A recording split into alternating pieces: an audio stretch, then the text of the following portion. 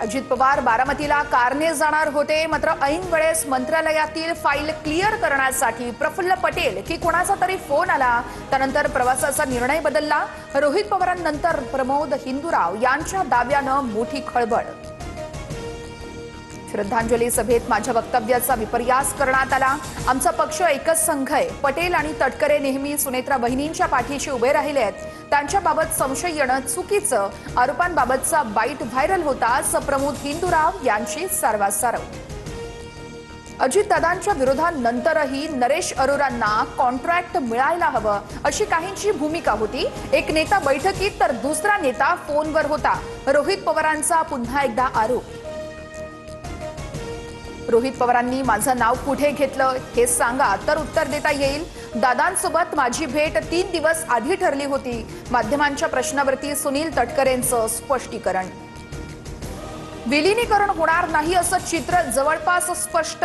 सत्तेत वाटा देण्यास तटकरे पटेलांचा विरोध. सूत्रांची माहिती, विलीनीकरणावरती 16 तारखेला रोहित पवारांची पत्रकार परिषद होणार.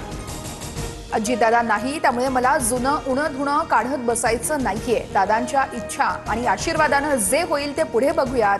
राष्ट्रवादीच्या विलीनीकरणावरील प्रश्नावर सुप्रिया सुळेंचं उत्तर. उपमुख्यमंत्री सुनेत्रा पवार पुढील आठवड्यापासून पक्षाच्या आमदारांच्या स्वतंत्र बैठका घेणार. प्रत्येक आमदारासोबत प्रत्यक्ष संवाद साधणार. पक्षाची आगामी वाटचाल, आमदारांचं मत आणि अडचणी जाणून घेणार असल्याची सूत्रांची माहिती. निवडणुकीमध्ये महायुतीकडून पैशाचा महापूर येऊन सुद्धा निष्ठेची भिंत तोडता आली नाही. उरण रायगडच्या नवनिर्वाचित नगरसेवकांच्या भेटी दरम्यान उद्धव ठाकरेंचा सरकारवर हल्लाबोल. मुंबईतील सर्व महत्त्वाची कामं पावसाळ्यापूर्वी पूर्ण करावीत. प्रलंबित कामांसंदर्भात कंत्राटदारांना कडक नोटीस द्या. कामचुकारपणा आढळल्यास ब्लॅकलिस्ट करा. पालकमंत्री एकनाथ शिंदेंकडून जिल्हा नियोजन समितीच्या बैठकीत आदेश. धोतर नीट नेसता येत नसणाऱ्यांनी आम्हाला अक्कल शिकवू नये.